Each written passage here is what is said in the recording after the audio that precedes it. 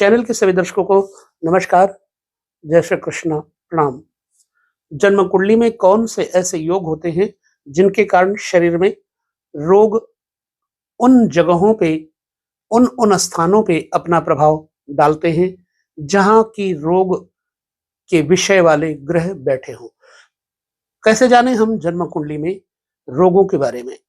छठे घर को रोग, ऋण और शत्रु के बारे में जाना जाता है।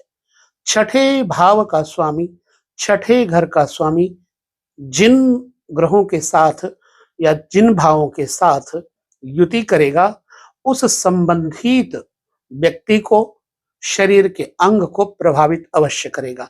इसी संदर्भ को समझने के लिए आपको इस पूरे वीडियो में बने रहना होगा, समझना होगा। जन्म कुंडली के इस विश्लेषण के लिए एक चार्ट ले लीजिए और देखिए आपका छठा घर जो लग्न से ठीक 6th हाउस होता है, इसे रोग, ऋण, शत्रु का घर कहा जाता है। तो हमें इसके विषय में जानना है। छठे भाव से शत्रु और रोग का पता लगता है तथा ऋण का पता लगता है। ऋण होगा या नहीं होगा, छठे घर से ही देखा जाता है। छठे घर से रोगों का विचार किया जाता है, 12वें घर से विचार किया जाता है हॉस्पिटल्स का। इसलिए आइए हम एक विश्लेषण लेते हैं छठे घर के स्वामी को लेकर के। याद रखें, जब लग्न में अष्टमेश बैठा हो तो व्यक्ति का शरीर किसी न किसी बात से रोगी परेशान रहेगा। दूसरी, यदि छठे घर का मालिक लग्न में बैठा हो, छठे घर का मालिक लग्न में बैठा हो तो अपनी जाति के लोग इस व्यक्ति को बहुत परेशान करेंगे, बाधा पहुंचाएंगे। अर्थात जातक के जाति वाले लोग ही शत्रुता की भावना रखते हैं और जातक को रोगों से भी बाधा पहुंचती है। भूत प्रेत जनित बाधा भी इस व्यक्ति को, जादू टोने तंत्र मंत्र की बाधा भी इस व्यक्ति को कष्ट देती है। यदि पहले तथा छठे के मालिक, पहले घर और छठे घर के मालिक ग्रह सूर्य के साथ हो तो व्यक्ति को बुखार छोड़ता ही नहीं है और वो बीमार रहता है। पहले और छठे घर के मालिक के साथ अगर चंद्रमा बैठे हो तो जातक को पानी के साथ मृत्यु का भय होता है। फिर से समझिएगा, लग्न का स्वामी और छठे घर का स्वामी अगर चंद्रमा के साथ बैठा होगा तो जातक को जल से मृत्यु का भय होता है। पहले और छठे घर के मालिक का मंगल के साथ संबंध हो, चार्ट में आप बराबर देखते रहिए, पहला घर और छठे घर का मालिक अगर मंगल के साथ संबंध बनाता हो, चाहे वो युति या दृष्टि के साथ, तो ऐसे व्यक्ति को फोड़ा, फुंसी, घाव, जख्म और गोली, बंदूक, चाकू, छुरे से घात पहुंचता है। ऐसा फोड़ा जिसमें गांठ पड़ जाए, जैसे प्लेग आदि का भय होता है। इसलिए इसका विचार बहुत विवेक से करना। पहले और छठे का मालिक अगर मंगल के साथ युति करेगा तो।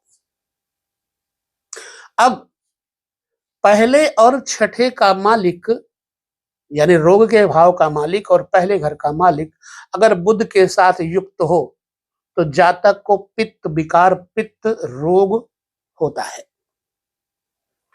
अगर पहले और छठे घर का मालिक बृहस्पति के साथ कहीं बैठा हो या युति कर रहा हो तो जातक को शारीरिक स्वास्थ्य से कोई परेशानी नहीं होगी, यानी ऐसे व्यक्ति को रोग नहीं होता। ठीक, बृहस्पति के प्रभाव से।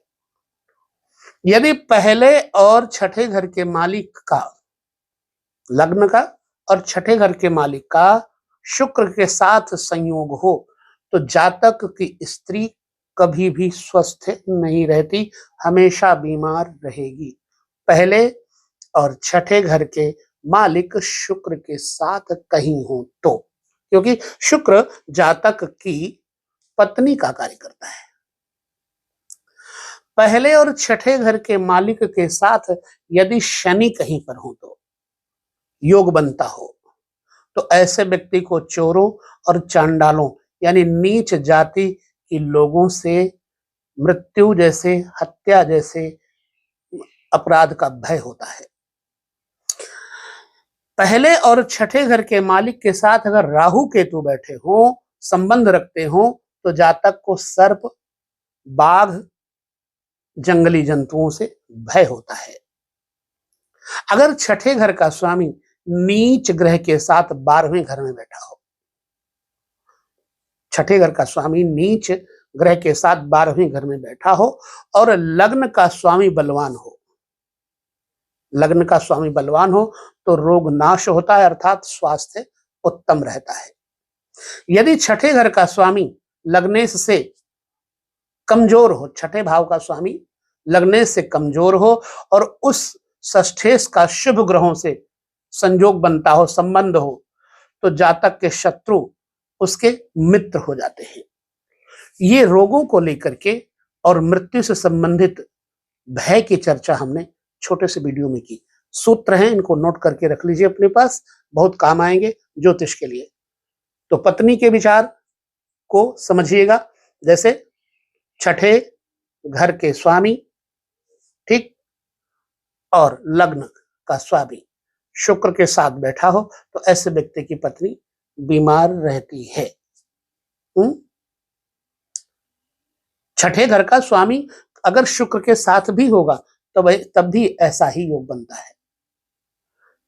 अब इस वीडियो में इतना ही।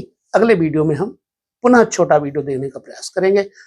नियम यही रखेंगे कि आपको छोटे छोटे वीडियो में सीखने को मिले। नमस्कार, जय श्री कृष्ण, प्रणाम।